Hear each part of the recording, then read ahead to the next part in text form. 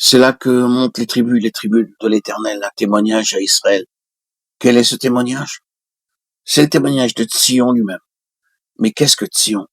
Regardons l'histoire de Sion et vous aurez l'explication de ce qu'est le témoignage. En premier lieu, le témoignage est pour et procède de la souveraineté absolue du Seigneur. Et dans notre propre temps, il signifie le Seigneur Jésus. C'est là où le témoignage commence. Le témoignage découle de la souveraineté absolue du Seigneur Jésus. Sion est la ville du grand roi, psaume 48:2. David vivait dans Sion. Salomon vivait dans Sion. Considérons très brièvement son histoire.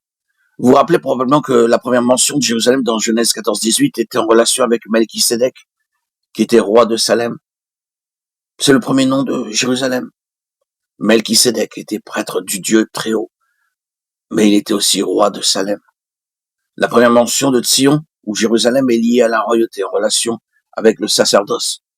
Ensuite, nous voyons que Sion était la citadelle, ou la forteresse de Jérusalem, qui était entre les mains des Jébusiens.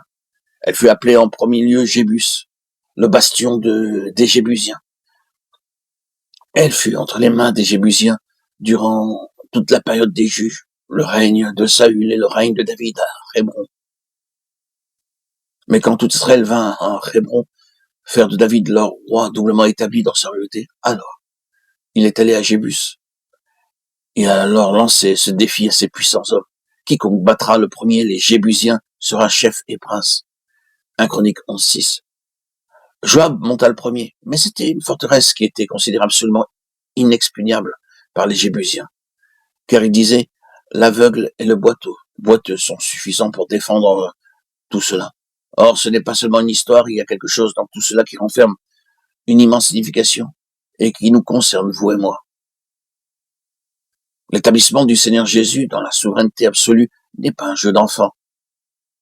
Considérons-le dans son propre cas. Quelle chose immense ce fut de parvenir à l'ascendance absolue sur toutes les forces du mal.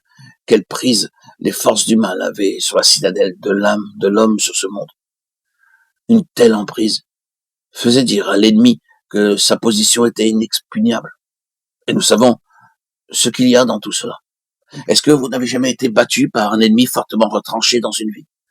Nous avons tous rencontré et dû faire face à des situations individuelles dans lesquelles Satan avait un tel solide enracinement que cela nécessitait quelque chose d'infiniment plus grand que la force ou l'ingéniosité de l'homme pour résoudre le problème.